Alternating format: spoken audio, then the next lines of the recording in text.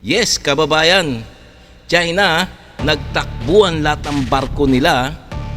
Siyempre, bubombahin daw sila ng Philippine Navy pag hindi lumayas. Yan puro yabang lang pala ang China, no.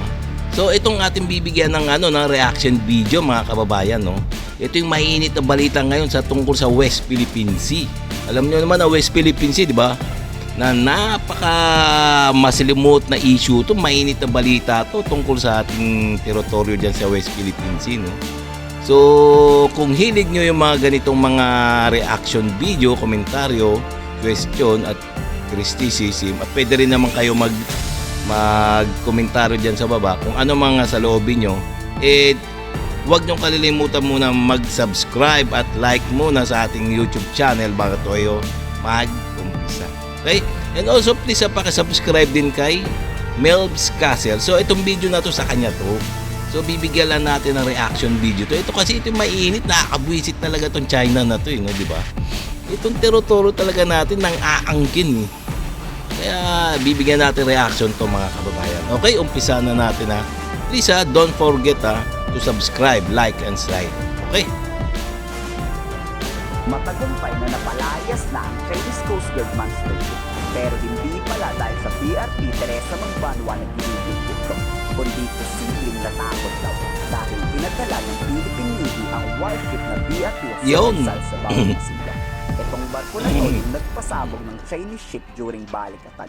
Tingin ni Commodore Roy Vincent Trinidad, may masama daw kasing balak ang PLA Navy dahil may 3 Navy warship to sa labas ng Scarborough Shoal. Kaya agad-agad dinagyan ng Philippine Navy ang kanilang barkong pantigma. Nagpalitan daw to ng radio challenge. Pinalaan raw ng Jose Rizal na huwag mong tangkain lumapit. Nakadistansya naman ang Chinese warship at walang ginawang masama. Dito nagsagawa na rin ang BRP Jose Rizal ng submarine monitoring. Wala namang na-detect na Chinese sub. Hindi rin tinangka ng Chinese warship na pumasok sa loob ng Maldives. Ito yung sinasabi ni Commodore Trinidad na pag Navy ang pinadala ng China, Navy warship rin ang papadala ng Philippines. Nangangahulugan na kung away ang gusto ng China, hindi yan aatrasan ng kita. Samantala, naitaboy na rin ang Philippine Coast Guard. Yes, yun. Ayun na nga ba sinasabi natin, mga kababayan, no? Kasi noon pa yan Dapat kung talagang Navy, kung Navy ang pinadala ng China sa West Philippine Sea, dapat tatapatan din ng Philippine Navy din, ang magpapatala rin ng Philippine Navy ng barko. Kasi hindi naman kaagad naman magkakagera yan sa palagay ko, di ba, mga kababayan? Kasi ang takot lang ng China, alam niyo ba kung bakit? Kasi hindi naman sa kanilang lugar yan Kumbaga, trespassing sila diyan Wala sila sa batas. Yung kinikilos nila, kiniklaim nila diyan sa West Philippine Sea. Wala naman sa batas, sa UNCLOS at sa international law. So talagang binasura yung kanilang claim diyan sa West Philippine Sea. Ngayon, ang ginagawa lang ng China diyan, talagang nagmamatigas sila. Baka nga kasi nasa isip ng China na baka sakaling makuha natin ng walang gera. Pero hindi ata papayag ang Pilipinas noon, no?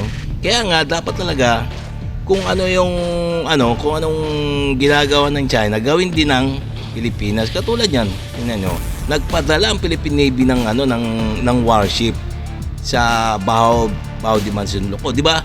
So wala naman nangyaring gera, di ba?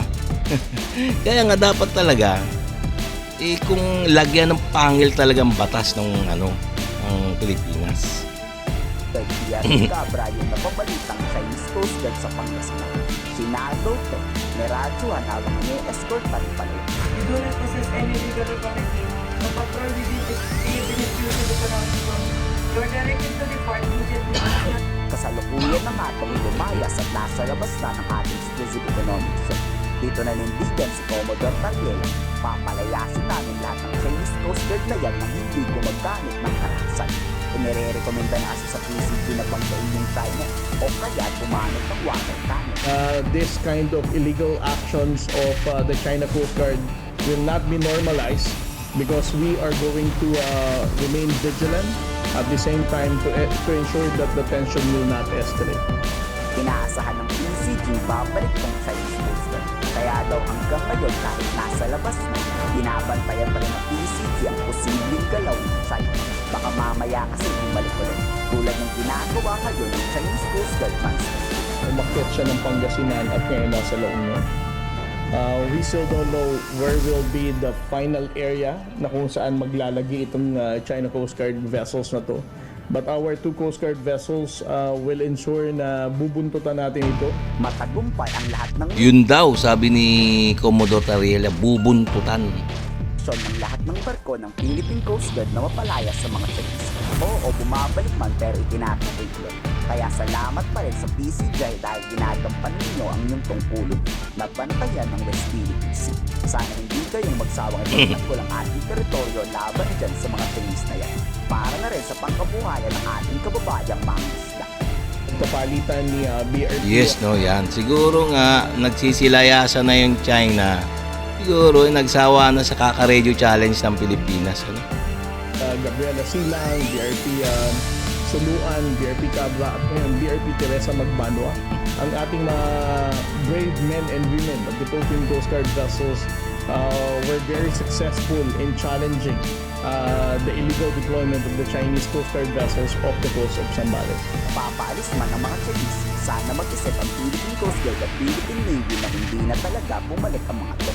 Kayo, anong nire-recommenda nyong pwedeng gawin ng AFP? Komento sa baba ang isado. Yan ang nga ba sinasabi ko, mga kababayan, di ba?